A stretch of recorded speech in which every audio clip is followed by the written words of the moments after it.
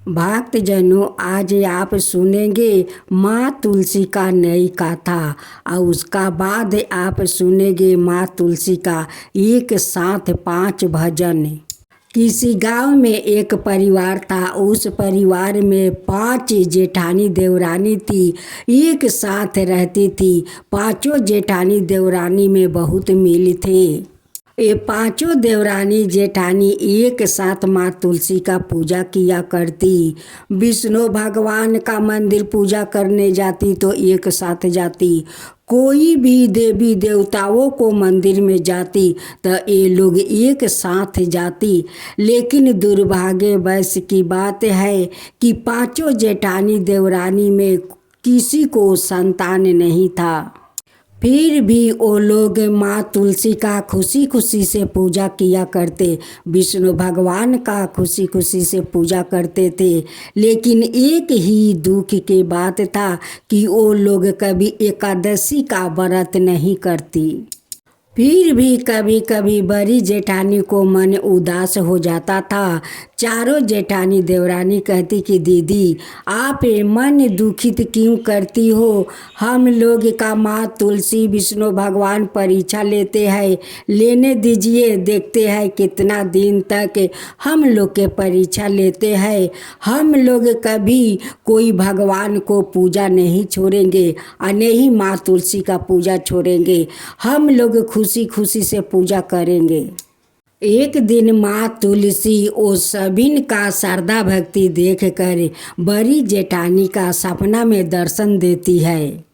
कहती है कि मैं तो आप पांचों पर बहुत प्रसन्न हूँ, क्योंकि तुम लोग इतना श्रद्धा भक्ति से विष्णु भगवान को पूजा करती हो, हमारा सेवा करती हो, तो मैं तो बहुत प्रसन्न हूँ। आप लोग सभी देवी देवताओं को तो पूजा करती हो, लेकिन एकादशी व्रत कभी नहीं करती हो, कभी नहीं उपवास करती हो एकादशी व्रत के दिन। बड़ी जेठानी सपने में कहती है कि आप तो तुलसी हो, आपको तो सभी लोग तुलसी माता कहकर बुलाते हैं। सारा दुनिया में आपको बहुत सारा संतान है कि जो आपको तुलसी माता कहकर बुलाते हैं, लेकिन हम पांचों में से एक भी अभी तक माँ नहीं बना। तुलसी कहती है कि आप पांचों मुझे अपना बेटी बना लो और बनाकर कन्यादान कर दो, आप भी पांचों माँ बन जाओगी। जब जेठानी जी के अंगी टूटता है तो जेठानी जी पांचों देवरानी के पास जाती है और सपने के बाद माँ तुलसी वाली कहती है कि सपने में माँ तुलसी आई थी और कहती है कि मैं तो आप पांचों पर बहुत प्रसन्न हूँ। तब मैं बोली कि आप तो सभिन को माता है, आपको सभिन लोग तुलसी माता कहकर बुलाते हैं, लेकिन हम पांचों में एक भी माँ नहीं बनी हूँ। तब जानती हो देवरानी वो क्या कहती है कि आप पांचों अपना बेटी बना लो और मुझे शादी करवा दो, आप पांचों माँ बन जाओगी।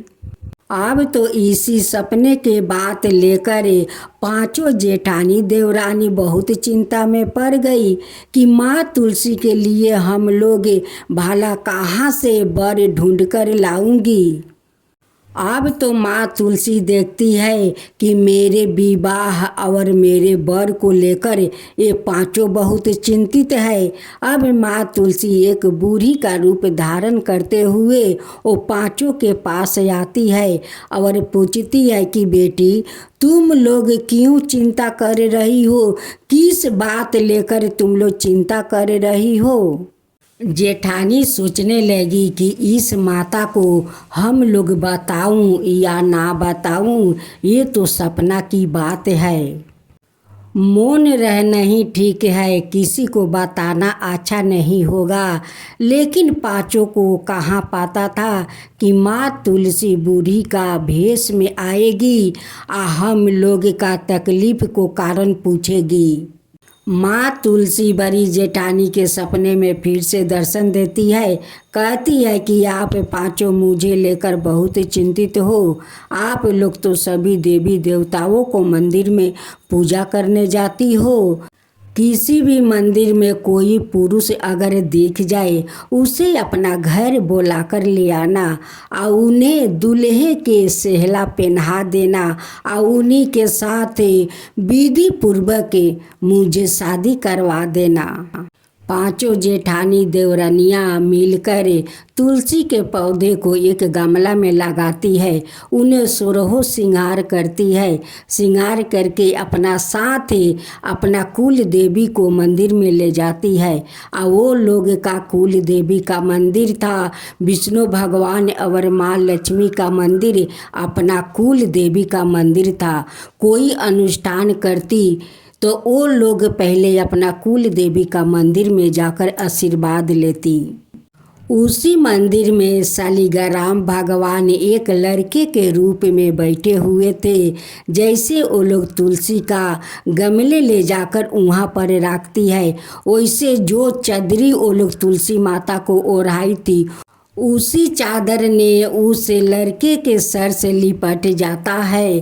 अब कहने लगी कि यही लड़का लगता है कि हम लोग का तुलसी का वर जोग है।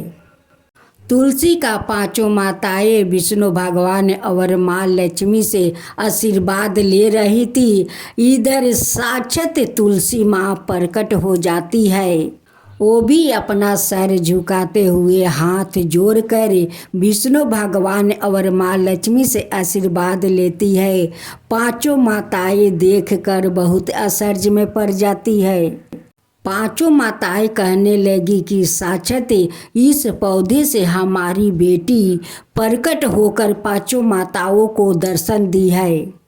पांचों माताएं उस लड़के को दूल्हे के कपड़ा पहनाती है और टोपी लगाती है, काजल टीका लगाती है।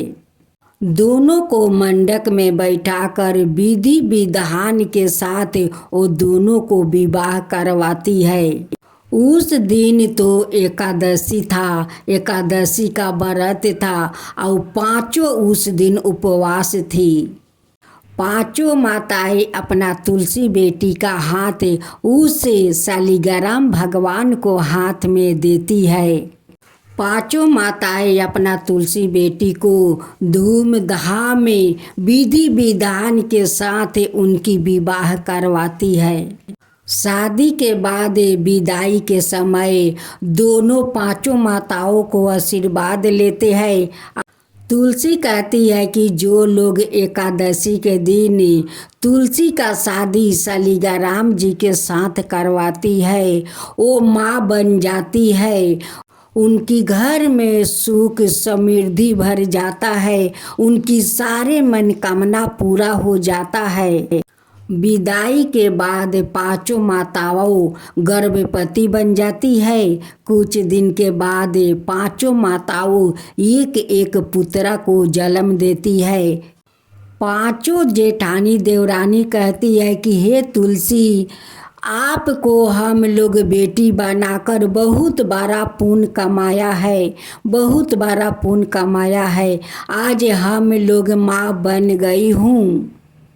हे तुलसी, आज से हम लोग अपना पड़ोस में प्रचार करूंगी कि एकादशी के दिन माँ तुलसी और शालिग्राम जी को दोनों को हम लोग श्रद्धा भक्ति से विधि पूर्वक हम लोग एकादशी के दिन तुलसी और शालिग्राम जी को शादी करवाएंगे।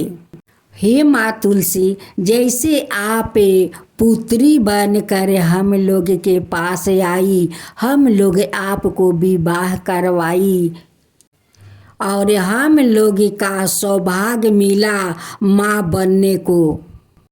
वैसा ही सबका सौभाग्य दीजिए हे माँ तुलसी, सब लोग माँ बने, सब लोग का घर में अन्न धन भरे, सब पर अपना कृपा बनाए रखिए हे माँ तुलसी। जो आपका काता कहे, जो सुने, जो हुंकार भरे, उन सब का ऊपर कृपा कीजिए, उन सब का ऊपर कृपा कीजिए।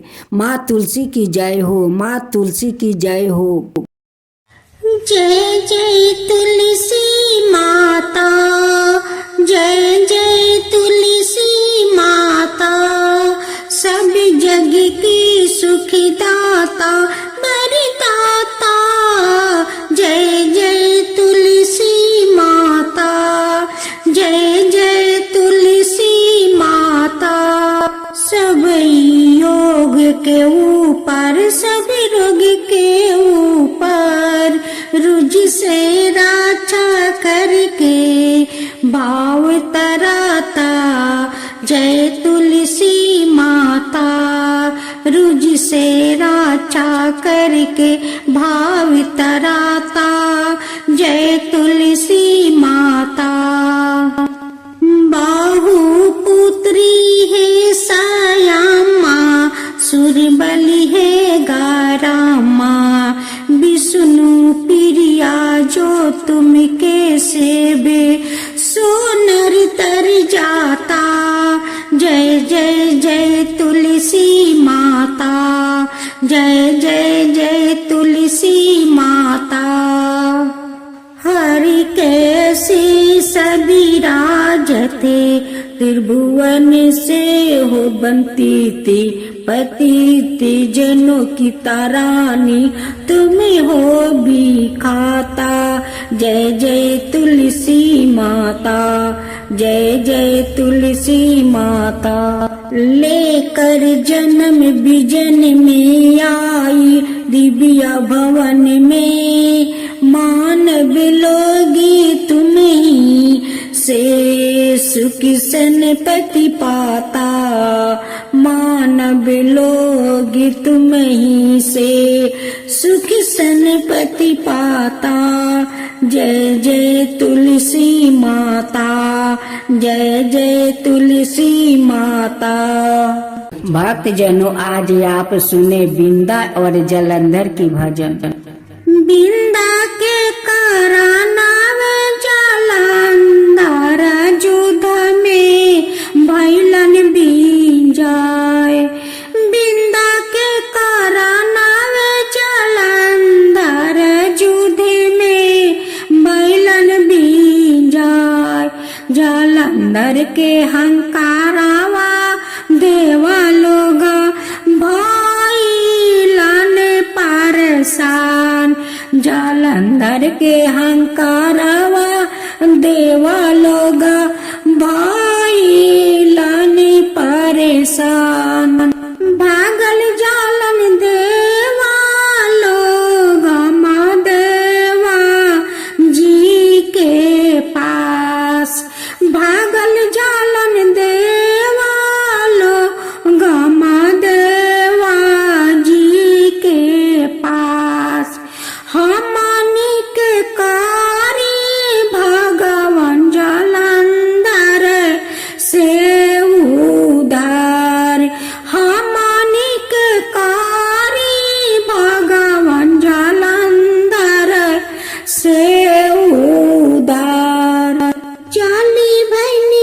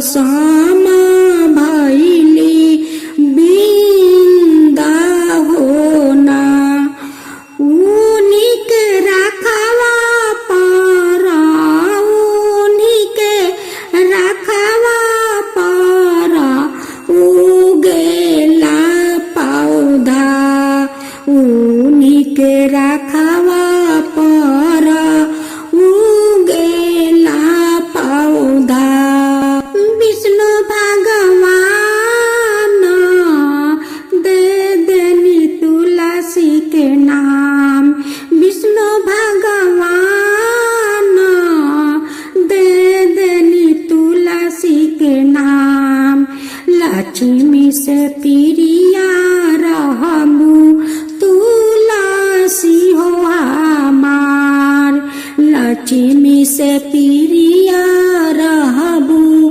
तुलसी हो हमार। भक्त जनों एक और तुलसी माता का भजन सुने।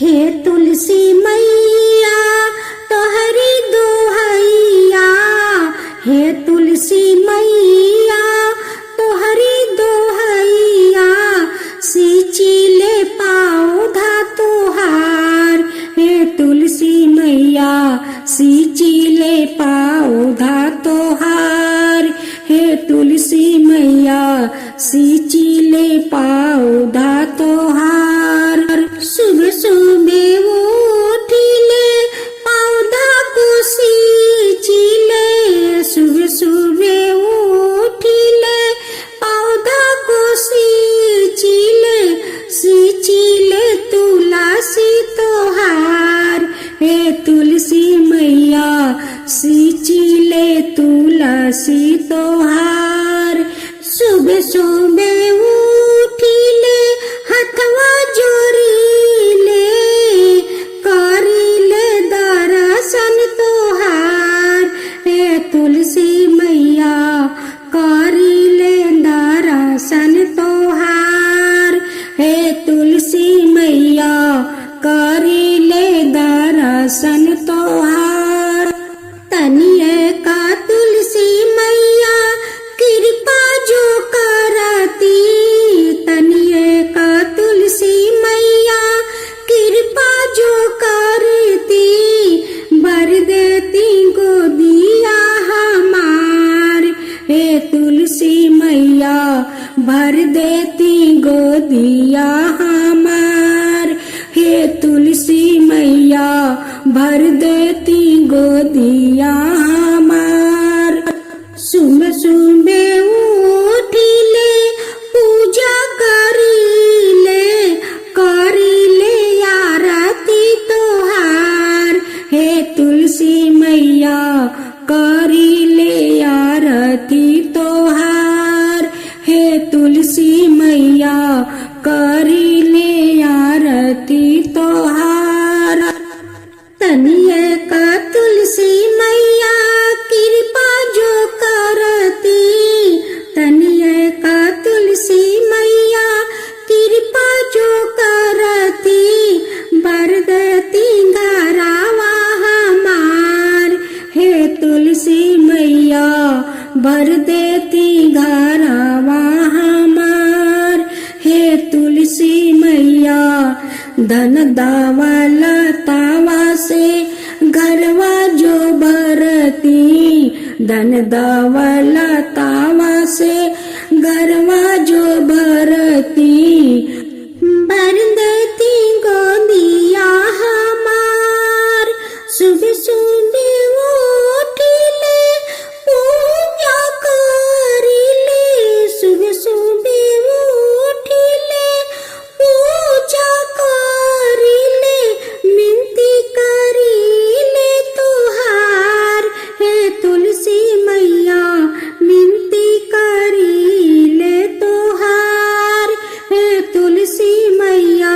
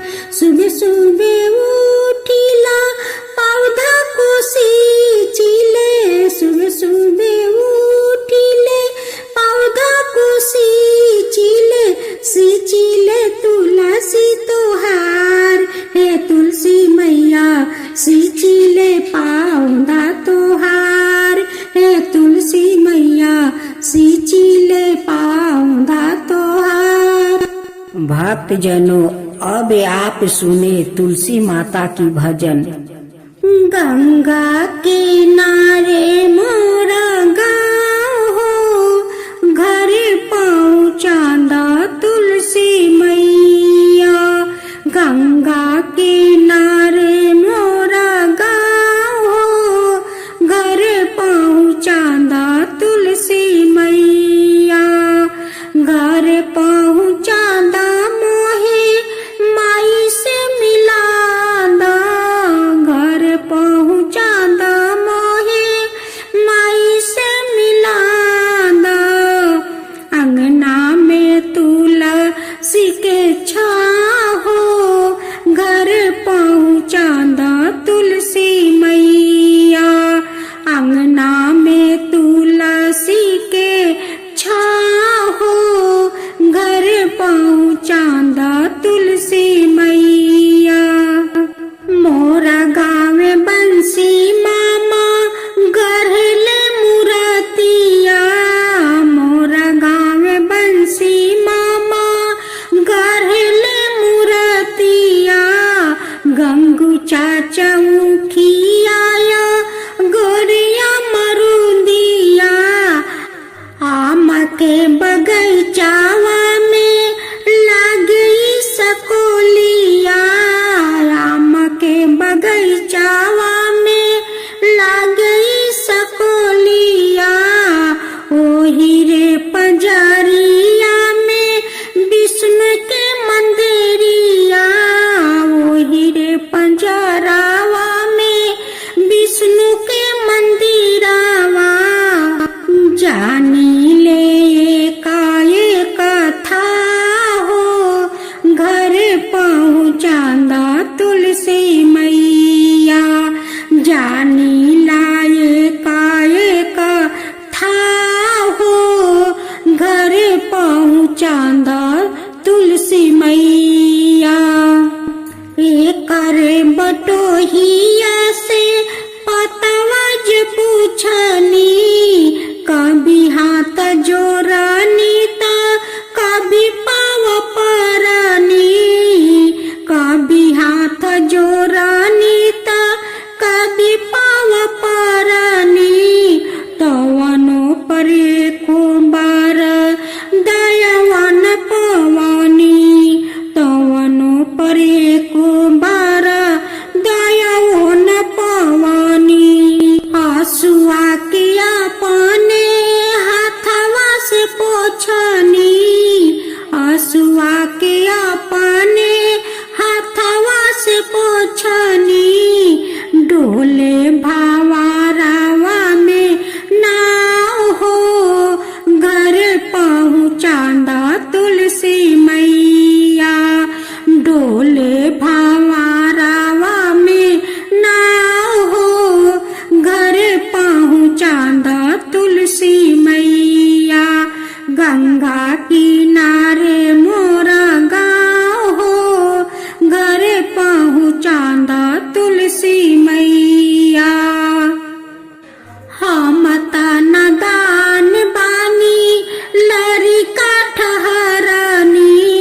हम तना दान बानी लरिका ठहरनी। खोजता खोजता हम रहिया भुलाइनी। खोजता खोजता हम रहिया भुलाइनी। आतना जतन करके घर न पहुँचनी। आतना जतन करके घर न पहुँचनी। तोहरे असरवा मैया हमहू लगवनी। तोहरे असरवा मैया हमहू लगवनी। अब तक गोंदिया उठाला अपने छाँव हो। गोंदिया उठाला अपना छाँव हो, घर पहुँचा दा तुलसी मैया। गोदिया उठाला अपना छाँव हो, घर पहुँचा दा तुलसी मैया। गंगा किनारे मोरे गाँव हो, घरे चौपादा तुलसी मैया। गंगा किनारे मोरे गाँव हो, घरे चौपादा तुलसी मैया। ननद भाभी मिलकर दोनों माँ तुलसी का पूजा करती है। अभी भाभी को कोई संतान नहीं हुआ था। ननद माँ तुलसी से भतीजा मांगती है कि एक भतीजा दे दो। भक्त जनों, अब आप सुने दूसरा तुलसी भजन। सदियों पुरानी तुलसी महारानी, सदियों पुरानी तुलसी महारानी, अंगना में आई हमार तुलसी, अंगना में आई हमार तुलसी। बगिया से चुन चुन फूलवा ले आई बा, बगिया से चुनी चुनी फूलवा ले आई बा। रंग बिरंग से तुलसी सजाई बा, रंग बिरंग से तुलसी सजाई बा। अंगना में आई हमार तुलसी, अंगना में आई हमार तुलसी। सूरज जी के जल ढाली तुलसी का पूजा, सूरज जी का जल ढाली तुलसी का पूजा। एक दूसरे से मैं करती हूँ दूजा, एक दूसरे से मैं करती हूँ दूजा। अंगना में आई हमार तुलसी, अंगना में आई हमार तुलसी। बगिया से चुन चुने फूलवा ले आई बा, रंग बिरंग से तुलसी सजाई बा, रंग बिरंग से तुलसी सजाई बा। अंगना में आई हमार तुलसी, अंगना में आई हमार तुलसी। तुलसी के सेवा सूरज की पूजा, तुलसी के सेवा सूरज की पूजा। एक दूसरे से मैं करती हूँ दूजा, एक दूसरे से मैं करती हूँ दूजा। तुलसी की सेवा सूरज की पूजा, तुलसी की सेवा सूरज की पूजा। आरती उतारो घंटी बजा के, आरती उतारो घंटी बजा के। पूजा करती हूँ तुलसी मैया, पूजा करती हूँ तुलसी मैया। दैदा भतीजा अचरा भरीदा, दैदा भतीजा अचरा भरीदा। करती हूँ पूजा तोहार तुलसी मैया, करती हूँ पूजा तोहार तुलसी मैया। पूजा करी ले हथवा जोड़ी ले, मिनती करी ले तोहार तुलसी मैया, मिनती करी ले तोहार तुलसी मैया। पूजा करी ले हथवा जोड़ी ले, मिनती करी ले तोहार तुलसी मैया, मिनती करी ले तोहार तुलसी मैया। अचरा पसार के बलकवा मांगीला, अचरा पसार के बलकवा मांगीला। भरदाना अचरा हमार तुलसी मैया, भरदाना अचरा हमार तुलसी मैया। सदियों पुरानी तुलसी महारानी, सदियों पुरानी तुलसी महारानी। अंगना में आई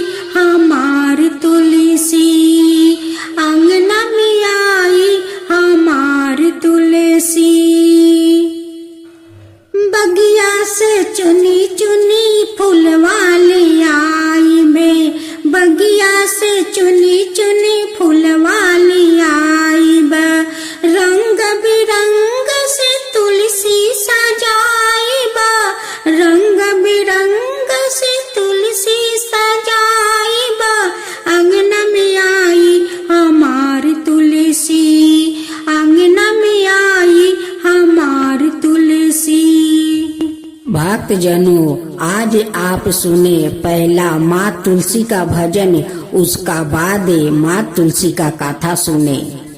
सावर सावर तुलसी के हरियर हरियर पातावा, अरे हरियर हरियर पातावा, मोजरवा झरी गिरे लहोवा आंगनवा, मोजरवा झरी गिरे लहोवा आंगनवा। उठू उठू तुलसी मैया बाहरु आंगनवा, अरे बाहरु आंगनवा से आजू अइहन तुलसी दास पहुनावा, से आजू अइहन तुलसी दास पहुनावा। कैसे में बाहरुर भक्ता हम हुआ गानावा, अरे हम हुआ गानावा से गोदिया में बारन हमारो लाला नावा, से गोदिया में बारन हमारो लाला नावा। उठू उठू तुलसी मैया बाहरु आंगनवा, अरे बाहरु आंगनवा से आजू अइहन बिसुनिऊ जी पहुनावा, से आजू अइहन बिसुनु जी पहुनावा।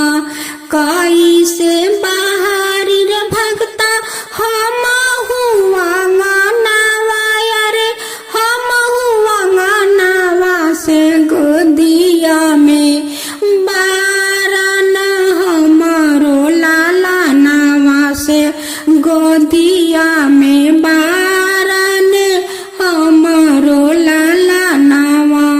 सावर सावर तुलसी के हरियर हरियर पातावा, अरे हरियर हरियर पातावा, मोजरवा झरी गिरे लहोवा आंगनवा, मोजरवा झरी गिरे लहोवा आंगनवा। उठू उठू लक्ष्मी मैया बाहरु आंगनवा, अरे बाहरु आंगनवा से आजू अइहे नारायण जी पहुनावा, से आजू अइहे नारायण जी पहुनावा।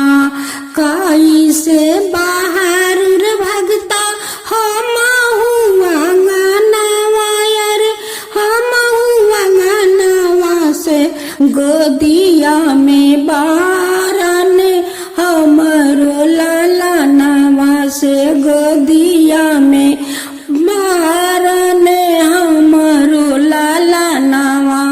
उठू उठू राधा मैया बाहरु आंगनवा, से बाहरु आंगनवा से आजू अइहने, से आजू अइहने कृष्णा जी पहुनावा, से आजू अइहन कृष्णा जी पहुनावा। कैसे में बाहरुर भक्ता हम हुआ गानावा, से गोदिया में बारन हमारो लाला नावा, से गोदिया में बारन हमारो लाला नावा। सावर सावर तुलसी के